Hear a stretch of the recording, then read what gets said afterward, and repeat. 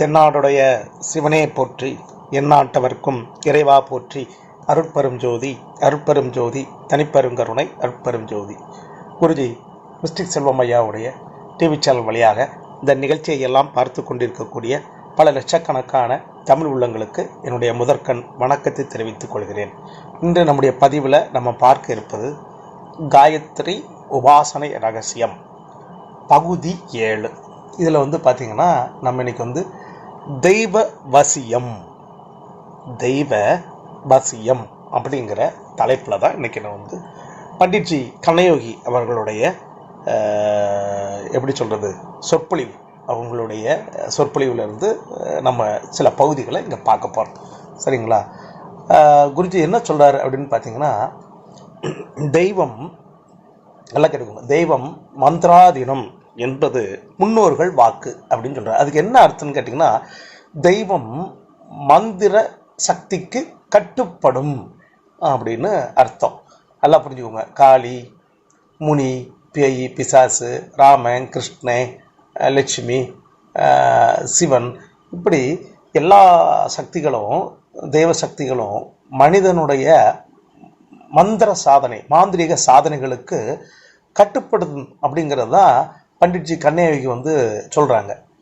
இது எப்படி அப்படின்னு கேட்டால், அதான் சொல்கிறாங்க, அசுரர்கள் எப்படி மந்திர சக்தியால் தேவர்களை கட்டுப்படுத்தினாங்களா, தேவர்களை அடிமையாக வச்சுருந்தாங்களா? ரைட்டு. ராவணன் தன்னுடைய மந்திர சக்தியால் இமயமலைவே ஆட்டி உழுப்பி சிவபெருமான காட்சி கொடுக்க வச்சான்.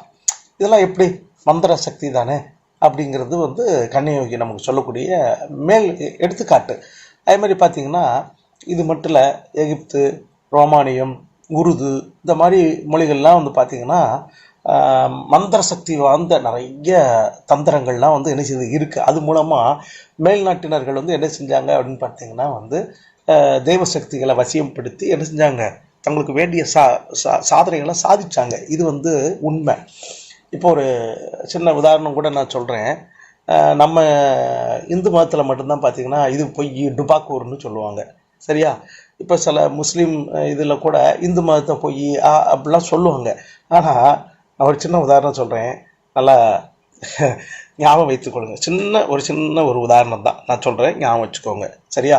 இது எவ்வளோ பெரிய ரகசியம் அப்படின்னு பாருங்கள். குரான் இதில் பார்த்தீங்களா, அதில் பார்த்தீங்கன்னா ஒரு இடத்துல வருது. என்ன வருது அப்படின்னு பார்த்தீங்கன்னா, உனக்கு ஆண் குழந்தை பிறக்க வேண்டுமானால், நல்லா ஞாபகம் வச்சுக்கோங்க, ஆண் குழந்தை உனக்கு பிறக்க வேண்டுமானால் நீ உன் மனைவியோடு உடலுறவு கொள்ளுகின்ற பொழுது இந்த மாதிரி மந்திரத்தை என்ன செய்யணும், நீ உச்சரிக்கணும், இந்த மாதிரி ஜபம் பண்ணணும் அப்படின்னு என்ன செஞ்சாப்புல சொல்லியிருக்காப்புல. நல்லா ஞாபகம் வச்சுக்கோங்க. இப்போ குரானில் சொல்லியிருக்கு. அதை போய்னா அவங்க சொல்லுவாங்களா? சொல்ல மாட்டாங்க. ஏன்னா எங்களுக்கு இறைவன் சொன்ன, நம்ம மதத்தில் மட்டும்தான் இப்படி பேசுவாங்க. சரியா? ஆமாம். இது எதுக்காக நான் சொல்ல வரேன்னா, இது நீங்கள் குரான் படித்து பார்த்தீங்கன்னா இருக்குது. எப்படி நிறைய மந்திர தந்திரங்கள்லாம் எல்லா நூல்களையும் என்ன செய்யுது இருக்குது. அதே மாதிரி பார்த்திங்கன்னா, எனக்கு என்னுடைய ஜாதகத்தெல்லாம் பார்க்குறவங்க நிறைய பேர்கள் என்ன சொல்லிட்டாங்க அப்படின்னு கேட்டிங்கன்னா, ஜோதிடர்கள் அன்பர்கள், என்னை மாதிரி அன்பர்கள்லாம், உனக்கு ஆண் வாரிசு இருக்கிறது கஷ்டம்பா, உனக்கு பெண் வாரிசு தான் பிறக்கும். அப்படி ஒரு வேலைனா கூட தலைப்பில் உனக்கு பெண் வாரிசு தான் இருக்கும், ஆண் வாரிசு இருக்காது. அதுக்கு ஒத்து வர்ற மாதிரி எங்கள் குடும்பங்களையும் நிறைய ப்ராப்ளங்கள்லாம் இருந்துச்சு, எங்கள் பாரம்பரியத்துலையும் இருந்துச்சு. அப்போ இது உண்மையா பொய்யா அப்படின்லாம் நிறைய சிந்தனைலாம் இருந்துச்சு. அப்போ நான் ஒரு ஒரு ஓலைச்சுவடி, இந்த ஓலைச்சுவடியில் படித்தேன். என்ன படித்தேன் அப்படின்னு சொல்லி கேட்டிங்கன்னா, கணபதிக்குன்னு ஒரு மந்திரம் இருக்குது. அந்த மந்திரத்திற்கு சாப நிவர்த்தி பண்ணி என்ன செய்யணும், இந்த மந்திரத்தை நீ ஜபம் பண்ணணும். அப்படி ஜபம் பண்ணுகின்ற பொழுது நீ அதை மனசில் ஜபம் பண்ணி அதை மனசில் ஜபித்து கொண்டே உன் மனைவியோடு நீ உடலுறவு கொண்டால் உனக்கு ஆண் குழந்தை பிறக்கும் அப்படின்னு இருந்துச்சு. அப்போ நான் அதை என்ன செஞ்சேன் பார்த்திங்கன்னா, அதுக்கு சாப நிவர்த்திக்கு உண்டான இதெல்லாம் தேடி கண்டுபிடிச்சி அதுக்கு சாப நிவர்த்தி எல்லாம் பண்ணி அதுக்கப்புறமா அந்த மந்திரத்தை நான் ஜெபம் பண்ண ஆரம்பித்தேன். ஜெபம் பண்ணிக்கிட்டே இருந்தேன். அப்படி ஜெபம் பண்ணிக்கிட்டே இருக்கிறப்போ பார்த்திங்கன்னா எனக்கு திருமணமான உடனே அப்போ நான் பார்த்தேன், நமக்கு இதை ஜாதகத்தில் இருக்கோ இல்லையோ நம்ம இதை செஞ்சு பார்த்துடணும் அப்படின்னு நினச்சேன். உடனே என்ன செஞ்சேன்னா, அந்த மந்திரத்தின் மூலமாக வந்து நான் என் மனைவியோடு சேருகின்ற பொழுது நான் வந்து அந்த மந்திரத்தை ஜெபம் பண்ணிக்கிட்டே இருப்பேன். ஜெபம் பண்ணி இது மூலமாக எனக்கு பார்த்திங்கன்னா தலைப்பில் ஆண் குழந்தை. அவனுடைய பேர் வந்து மரிய இளங்குமரன் அப்படின்னு பேர். அவனுக்கு 25 வயசு ஆகுது. அவன் தான் அந்த சாதனைக்கு வந்து உதாரண புருஷன். அவன் தான் என் பையன். இதை எதுக்காக சொல்கிறேன் அப்படின்னு கேட்டிங்கன்னா, இப்படியெல்லாம் நிறைய ரகசியங்கள் தந்திரங்கள் இருக்குது. அதுபோக வந்து நம்மளுடைய கிளைண்ட்டு 26 வருஷத்தில் எத்தனை பேருக்கு வந்து நிறைய பேர் வந்து சொல்லுவாங்க, எங்களுக்கு 2 பெண் குழந்தை இருக்குது சார், ஒரு ஆண் குழந்தை வேணும் சார், எப்படியாவது எங்களுக்கு ஒரு அதுக்கு வழிகாட்ட. அது மாதிரி சொல்லுவாங்க, சார் எங்கள் சொத்து பிரச்சனை நிறைய இருக்குது, எனக்கு ஆண் வாரிசு பிறந்தால் தான் சார் சொத்து பிரச்சனை எனக்கு வந்து தீரும் அப்படின்னு கேட்பாங்க. அவர்களுக்கெல்லாம் சொல்லி அவர்களுக்கெல்லாம் ஆண் குழந்தை பிறந்திருக்கிறது. நான் இது உதாரணத்துக்காக ஆண் பெண் வித்தியாசத்துக்காக சொல்ல, சில இடங்களில் சில தர்ம சங்கடமான சூழ்நிலைகளில் இதெல்லாம் மந்திர சாதனைகள் இதெல்லாம் இங்கே இருக்குது. இதெல்லாம் அவ்வளவு பொக்கிஷமான ரகசியமான வந்து விஷயங்கள், அப்படிலாம் நிறைய சூத்திரங்கள்லாம் இருக்குது. இதெல்லாம் வந்து வெளிப்படையாலாம் என்ன செய்ய மாட்டாங்க, யாரும் சொல்ல மாட்டாங்க மீன்ஸ் அப்படி இல்லை. அந்த வித்தையானது மிக ரகசியமாக குரு பாரம்பரியமாக என்ன செய்யுது இன்னைக்கு வரைக்கும் உலகத்தில் இருக்க தான் செய்யுதுங்கிறத நான் சொல்கிறேன். இதான் இந்த மந்திர சாதனைக்கு உண்டான எடுத்துக்காட்டு. இதை நான் உங்களுக்கு சொல்கிறேன், சரியா? அப்புறம் வந்து பார்த்திங்கன்னா, குருநாதர் வந்து என்ன சொல்லுவார் அப்படின்னு பார்த்திங்கன்னா, இந்த உலகத்தில் உள்ள உலகம் என்பது பிரபஞ்சங்கிறது பறந்து விரிந்தது. அதில் நிறைய சட்டத்திட்டங்கள் இருக்குது. சட்டத்திட்டங்கள் மீன்ஸ் வந்து பார்த்திங்கன்னா, இந்த உலகம் வந்து இயங்குவதற்கு பல்வேறு சக்திகள் தேவைப்படுகிறது. அதனால தான் பல்வேறு தெய்வ சக்திகள் வந்து அந்த உலகத்தில் வந்து ஒவ்வொன்றையும் செய்யுது. அதை வந்து நம்ம வந்து தெய்வம் ஒன்று அப்படிலாம் சொல்லுவாங்க. அப்படிலாம் தெய்வம் ஒன்றா இருந்தாலும் அது இயங்கக்கூடிய சக்திகள் வேறு வேறு, சரியா? இந்த உலகத்தில் இறைவன் ஒன்றுனா கூட அவனுடைய அம்சமாக இருக்கக்கூடிய மனுஷன் 2 ஆணும் பெண்ணும், அப்படின்னா தானே நம்ம ஆணும் பெண்ணு சேர்ந்தானே பிள்ளை வரும். அப்போ என்ன அப்படின்னு கேட்டிங்கன்னா, இறைவன் ஒருவன் நீங்கள் சொன்னாலும் கூட அவனுடைய செயல்பாடை வந்து நம்ம பல்வேறு வகையில் வந்து பிரித்து காட்டலாம். இதைத்தான் வந்து வள்ளுவரே வந்து சொல்லுவார், கோளில் பொரியன் குளமுளவை என் குலத்தான் தாளை வணங்காத்தலை. இறைவனுக்கு 8 விதமான குணங்கள் உண்டும்பார். அப்போ 8 விதமான குணங்கள் உண்டுன்னா அவன் 8 விதமான வேலைகளை செய்வான். குணம் என்பது ஒரு அவன் செய்யக்கூடிய வேலையின் நிமித்தமாக அவனுக்கு வரக்கூடியது, சரியா? அப்போ இந்த பிரபஞ்சம்ங்கிறது வந்து அதாவது இந்த பிரபஞ்சத்தை படைத்தது தெய்வம் அப்படின்னா, இந்த பிரபஞ்சத்தினுடைய ஒவ்வொரு இடத்துலையும் தெய்வத்தினுடைய ஆதிக்கம் இருக்குது, தெய்வத்தினுடைய சக்தி இயங்குது. அந்த சக்தி தான் வேற வேற. இப்போ ஒரு உதாரணம் சொன்னால், காயத்ரி மந்திரத்தில் வந்து 24 அட்சரம் இருக்குது, 24 சக்தி இருக்குது. நான் அதை ஓயாமல் சொல்லுவேன். நீங்கள் வந்து கிறிஸ்தவராக இருங்க, இஸ்லாமியராக இருங்க, இந்துவாக இருங்க, ஜைனஸாக இருங்க, சீக்கியமாக யாராக வேணாலும் இருந்துட்டு போங்க. ஆனால் இந்த 24 சக்தியினுடைய அருள் இல்லாமல் இந்த உலகத்தில் ஒரு துரும்ப கூட உங்களால் அப்படி போட முடியாது. 24 சக்தியும் தேவை. இந்த 24 சக்தி இல்லாமல் எதுவும் இயங்காது.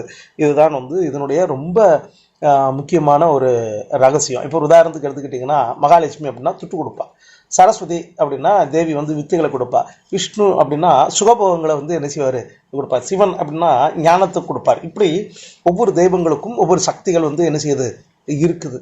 அப்போ தெய்வம் ஒன்று அல்ல, பிரபஞ்சம் வந்து மூலம் ஒன்றாக இருந்தாலும் பிரபஞ்சம் வேறுபட்டு இருக்குது. பிரபஞ்சம் ஏன் வேறுபட்டு இருக்குது? தெய்வத்துக்கு அத்தனை கேரக்டர் இருக்குது. பஞ்சபூதங்கள் ஏன் ஒரே பஞ்சபூதமாக 5 பஞ்சபூதமாக இறைவன் அதை கொடுத்துருக்குறான் அப்படின்னா, 5 பஞ்சபூதங்களால் தான் அந்த பல்வேறு பிரிவுகளை அதே மாதிரி தான் பார்த்தீங்கன்னா ஒவ்வொன்றையும் ஒவ்வொரு தெய்வ சக்திகள் வந்து என்ன செய்யுது இருக்குது. இதெல்லாம் சயின்டிஃபிக்காக நீங்களுடைய தொடர்களை பார்த்துக்கிட்டே வாங்க.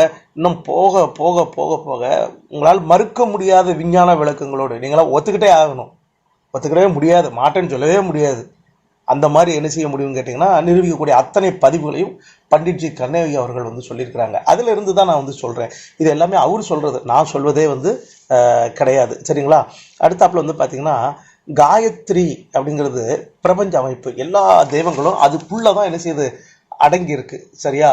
அவளுடைய இயங்கு சக்தி மூலமாக தான் அந்த பிரபஞ்சமே என்ன செய்யுது இயங்குது. எல்லா சக்திகளும் அந்த காயத்ரி தேவிக்குள்ளே தான் என்ன செய்யுது அடங்கி இருக்கு. ஏன்னா இப்போ ஒரு தெய்வத்துக்கு ஒரு தனிப்பட்ட மதம், ஆனால் காயத்ரியில் 24 தெய்வங்கள் இருக்குது. பிரபஞ்சம் இயங்குவதற்கு தேவையான 24 சக்தி இருக்குங்கிறது இந்த உலகத்தில் எத்தனை பேருக்கு தெரியும்? தெய்வம் ஒன்று 24 சக்தி இல்லாமல் எதுவுமே இயங்காது, சரிங்களா? நெருப்புனா அக்னி தான் கொடுக்க முடியும், நீருனா அது என்ன குடிக்கும், அப்பு தண்ணீர், மண்ணுனா அது ஒரு இதை மீறி அதை செய்ய முடியாது. அப்போ ஒவ்வொரு தெய்வங்களும் ஒவ்வொரு சக்தியோடு இருக்குது அப்படிங்கிறது தான் அங்கே வந்து நம்ம என்ன செய்யணும் புரிஞ்சுக்கணும், சரிங்களா?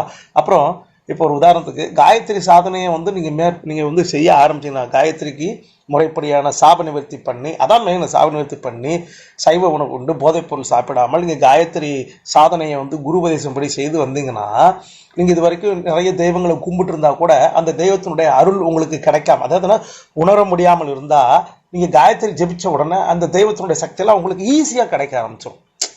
சரிங்களா? இப்போ இன்னும் சொல்லப்போனால் வந்து நீங்கள் காயத்ரி ஒன்றை ஜெபிச்சாலே போதும், வேறு தெய்வங்களை ஜெபிக்கணுங்கிற அவசியமே கிடையாது. எந்த தெய்வத்தை தனிப்பட்ட ஜெபிக்கணுங்கிற அவசியமே கிடையாது. இருந்தாலும் நம்முடைய மனிதனுடைய மனசாட்சி ஒத்துக்கிறார். மனம் வந்து எதையும் லேசல் நம்பாது. அதனால தான் என்ன அப்படின்னு கேட்டிங்கன்னா, நீங்கள் எந்த தெய்வ வழிபாடு பண்ணாலும் காயத்ரி பண்ணிட்டு பண்ணுறப்போ அந்த தெய்வ சக்தி வந்து முன்பு உங்கள் உடம்புல செயல்பட்டதை விட ரொம்ப அதிகமாக செயல்படும். இதுதான் இதில் உள்ள ரொம்ப ரொம்ப ரொம்ப ரொம்ப ரொம்ப முக்கியமான ஒரு விஷயம். சரியா? அதே மாதிரி வந்து இந்த காயத்ரி சாதனைன்னு சொல்கிற பதிலாக காயத்ரி உபாசனை இந்த ரகசியம் இருக்குது பார்த்தீங்களா, இதை வந்து இவங்க தான் செய்யணும், அவங்க தான் செய்யணும் அப்படியெல்லாம் ஒன்றுமே கிடையாது. இதை நல்லா ஞாபகம் வச்சுக்கோங்க. அந்த மந்திரம் உங்கள் எல்லாருக்குமே தெரியும். ஓம் பூர் புவக சுவக தத் விதுபரேணியம் பர்கோ தேவசிய தீமகி தியோ யோனக பிரசோதயாத்து. இதுதான் இந்த காயத்ரி மந்திரம். இதில் 24 அச்சரம் வந்து இருக்குது. இல்லை ஓம் பூர் புவக சுவக அது வந்து காயத்ரி மந்திரத்தினுடைய அச்சரம் கிடையாது. தத் சவிதுபரேணியம் பர்கோ தேவசிய தீமகி தியோ யோனக பிரசோதயாத்து, அதுதான் காயத்ரியுடைய 24 அச்சரம் அப்படிங்கிறது. இதனுடைய வாயிலாக நான் உங்களுக்கு அழுத்தம் திருத்தமாக வந்து சொல்கிறேன். சரியா? அப்புறம் வந்து பார்த்திங்கன்னா, இந்த காயத்ரி மந்திரத்தை வந்து மந்திரத்தை உச்சரிக்கிறப்போ வந்து தப்பாக சொல்லியிருந்தாங்க, தப்பாக சொன்னால் உங்களுக்கு வந்து கெடுபலன் வந்துடும். சத்தியமாக கிடையாது, சத்தியமாக கிடையாது. அப்படி ஒரு இது சொன்னது வந்து உங்களை ஏமாத்துறதுக்காக. காயத்ரி மந்திரத்தை நீங்கள்லாம் ஜெபிச்சு யாரும் புத்திசாலி ஆகக்கூடாது, நீங்கள்லாம் வாழ்க்கையில் உயர்ந்த நிலைக்கு போகக்கூடாதுன்னு சொல்கிறதுக்காக சொல்லப்பட்ட செட்டப். இது ஒரு ஃப்ராடு. சரியா? அது என்ன, இப்போ நான் ஒரு உதாரணத்துக்கு சொல்கிறேன். ஆண் மட்டும் தான் காயத்ரி ஜெபம் பண்ணணும், பெண் மட்டும், இதெல்லாம் ஃப்ராடு தானே. உதாரணத்துக்கு ஞாபகம் வச்சுக்கோங்க. அப்படிலாம் ஒன்றும் கிடையாது. இந்த உலகங்கிறதுக்கு ஆண் பெண் தேவை தானே. இப்போ நான் சொல்கிறேன்னா, ஒரு ஆண் ஜெபிக்கலாமா பெண் ஜெபிக்கக்கூடாதா? அதே எவ்வளோ பெரிய வடிகட்டின முட்டாள்தனம் ஏமாற்றத்தனம் அப்படின்னு பாருங்கள். அப்படி இருக்கச்சில வந்து காயத்ரி மந்திரத்தை யாரும் ஜெபம் பண்ணக்கூடாது, அவர்கள் புத்திசாலியாக ஆகிவிடக்கூடாது, அறிவுஜீவிகளாக ஆகிவிடக்கூடாது அப்படிங்கிற காரணத்தினால நம்ம மேல் திணிக்கப்பட்ட ஒரு வயலன்ஸ், அது ஒரு அடக்குமுறைன்னு கூட நான் சொல்லுவேன். சரியா? அதுவும் ஒரு எப்படி சொல்கிறது, ஒரு தீண்டாமை மாதிரி தான் நான் வந்து சொல்லுவேன். அப்படிலாம் கிடையாது. ஏன் அப்படின்னு கேட்டிங்கன்னா, காயத்ரி மந்திரம் இல்லை சாமி, இந்த உலகத்தில் நீங்கள் எந்த மந்திரத்தினாலும் சொல்லலாம். நீங்கள் தவறுதலாக உச்சரிப்பை சொல்வதனால உங்களுக்கு அந்த மந்திரத்தினுடைய சக்தி வந்து கிடைக்கிறதுல லேட்டாக இருக்கலாம் அல்லது குறைவாக இருக்கலாம். அவ்வளவுதானே தவிர நீங்கள் தவறுதலாக உச்சரிப்பதனால உங்களுக்கு எந்த விதமான கெடுபலனும் நடக்கவே நடக்காது. இது அப்பட்டமான பொய். இது வந்து அப்பட்டமான பொய். இது இன்டர்நேஷனல் ஃப்ராடு. International fraud. அது கிடையவே கிடையாது. நீங்கள் தயவு செய்து இந்த மூட நம்பிக்கையில் போய் சிக்கிக்கிறாங்க யாருமே. சரியா? ஒன்று. அடுத்தாப்புல ஒரு சின்ன உதாரணம் வச்சுக்கோங்களேன். வைஷ்ணவத்தில் பார்த்திங்கன்னா ராமானுஜர் எல்லாருக்குமே தெரியும். ராமானுஜர் வந்து பார்த்திங்கன்னா தாழ்த்தப்பட்ட ஜாதி மக்களுக்கு, படிப்பறிவு இல்லாதவங்களுக்கெல்லாம் காயத்ரி மந்திரத்தை வந்து சொல்லி கொடுத்துருக்கிறாரு. இப்போ பாருங்கள், பெருமாளுடைய அடியார்கள்னு சொல்லக்கூடிய அந்த ஆழ்வார்களில் ராமானுஜருக்கு உண்டான மரியாதை வேறு யாருக்கும் கிடையாது. இப்போ அவர் காயத்ரி எல்லாருக்கும் சொல்லி கொடுத்தனால அவர் குறைஞ்சு போனாரா? அவருடைய என்ன சொல்கிறது, புகழும் பேருங்கவரும் இன்றைக்கி நிலச்சிருக்கா அப்படின்னு கேட்டால் நிலச்சிதான் இருக்குது. அப்போ காயத்ரி மந்திரத்தை நீங்கள் ஒரு ஆளுக்கு சொல்லிக் கொடுக்கறது மூலமாக நீங்கள் மேலும் மேலும் வளர்ச்சி அடைவீங்களே தவிர காயத்ரி மந்திரத்தை வந்து நீங்கள் சொல்லிக் கொடுக்காம அடைக்க வைக்கிறதுனால எந்த பிரயோஜனமும் கிடையாது. அதே மாதிரி வந்து எடுத்துக்கிட்டிங்கன்னா வந்து ஆரிய சமாஜத்தை வந்து தோற்றுவித்தார் யார்? ரிஷி தயானந்தர். அவரும் பார்த்திங்கன்னா எல்லாருக்கும் காயத்ரி மந்திரத்தை வந்து யாரெல்லாம் கேட்டாங்களோ எல்லாருக்கும் காயத்ரி மந்திரத்தை வந்து என்ன செஞ்சார்? உபதேசம் பண்ணார். அவங்க என்ன குறைஞ்சி போயிட்டாங்க? அவங்க பேரும் புகழும் இன்னைக்கு வரைக்கும் நிலைச்சு நிற்க. நீ காயத்ரி மந்திரத்தை சொல்லிக் கொடுக்க மாட்டேன்னு சொன்ன யார் பேரா இந்த உலகத்தில் தெரியுமா? காயத்ரி மந்திரத்தை யாரும் பெண்கள் ஜெபிக்கக்கூடாது, யாருக்கும் சொல்லிக் கொடுக்கக்கூடாது அப்படி இப்படின்னு சொன்னவங்க எவன் பேரா இந்த உலகத்தில் நிலைச்சு நிற்கா சொல்லுங்க. வரலாறுல அவங்க பேர் இருக்கா? கிடையாது. ஆனால் காயத்ரி மந்திரத்தை உலகத்தில் எல்லாரும் சொல்லிக் கொடுத்தவங்க பேர் தான் இன்னைக்கு வரலாறாக நிற்குது. இதுல இருந்து புரியலையா? காயத்ரி மந்திரம் வந்து யாரெல்லாம் வந்து அதை எல்லாருக்கும் காயத்ரி தானே சொல்லலாம். காயத்ரி யார் ஜெபிக்கிறார்களோ அவர்களோட ஜாதி வேற்றுமே அற்று போகும், ஏற்றத்தாழ்வு அற்று போகும், பணக்காரன் இளைஞறதுலாம் அவனை விட்டு நீங்கி போயிடும். அப்படி இருந்தால் மட்டும்தான் அவன்கிட்ட காயத்ரி இருக்குன்னு அர்த்தம். இல்லைன்னா ஒருத்தர் காயத்ரி ஜெபம் பண்ணுறேன்னு சொல்லுவான், அவனுக்கு அந்த சக்தி, அவன் ஜாதி வேறுபாடு பார்த்தாலும் அவன் காயத்ரி இல்லை, அவன் சொல்லிக்கிட்டே இருக்க வேண்டியதான். அவனோட காயத்ரி ஒரு நாள் செயல்படாது, காயத்ரி சக்தி வரவே வராது. இதுதான் நிஜம், இதுதான் உண்மை, இதுதான் சத்தியம் அப்படின்னு சொல்லி நான் இதை என்னுடைய அனுபவத்தின் மூலமாக, என்னுடைய ஆய்வின் மூலமாக, என்னுடைய சொந்த ஆராய்ச்சியின் மூலமாக நான் சொல்கிறேன். இதைத்தான் என்னுடைய குருநாதர் பண்டிட்ஜி கன்னியாகுகி அவர்களும் சொல்லி இருக்கிறார்கள். அப்படிங்கிறத இந்த பதிவில் மிக அழுத்தம் திருத்தமாக நான் பதிவு செய்கிறேன். இந்த காயத்ரி மந்திரத்தின் மூலமாக தெய்வங்களை வசியப்படுத்தலாம். நான் ஏற்கனவே சொன்னேன், மாந்திரிகவாதி ஆகணும் அப்படின்னு நினைச்சீங்கன்னா அந்த உலகத்தில் காயத்ரி மந்திரத்தை ஜெபம் பண்ணுறதுனால மட்டும்தான் மாந்திரிகவாதியாக மாற முடியும். மாந்திரிகத்தினுடைய உச்சம் இவன்தாயா மாந்திரிகத்தில் உலகத்திலே கெட்டிக்காரன் ஒருத்தனை சொல்லணும்னு நினச்சிங்கன்னா அவன் காயத்ரி அருள் பெற்றிருந்தா மட்டும்தான். காயத்ரி அருளை பெறாத எவனும் மந்திர தந்திர வித்தைகள்லாம் அவன் பெரிய ஆளாக ஆக முடியாது. அதெல்லாம் சும்மா பொய், ஃப்ராடு அப்படிங்கிறத இந்த பதிவின் மூலமாக அழுத்தம் திருத்தமாக இந்த சமுதாயத்திற்கும் வருங்கால சந்ததிகளுக்கும் நான் இதை பதியப்படுத்துகிறேன். சரிங்களா? எல்லாம் இந்த புகழ் எல்லாம் பண்டிட்ஜி கன்னியாகுகி அவர்களுக்கு போய் சேரும். கொஞ்சம் மிஸ்டேக்ஸ் ஐயாவுடைய டிவி சேனலை தொடர்ந்து பார்த்துக்கிட்டே வாங்க. சப்ஸ்கிரைப் பண்ணுங்கள், பெல் ஐக்கானை கிளிக் பண்ணுங்கள். எங்களுடைய வீடியோக்கள் எல்லாம் உடனடியாக வந்து சேரும். நன்றி, வணக்கம்.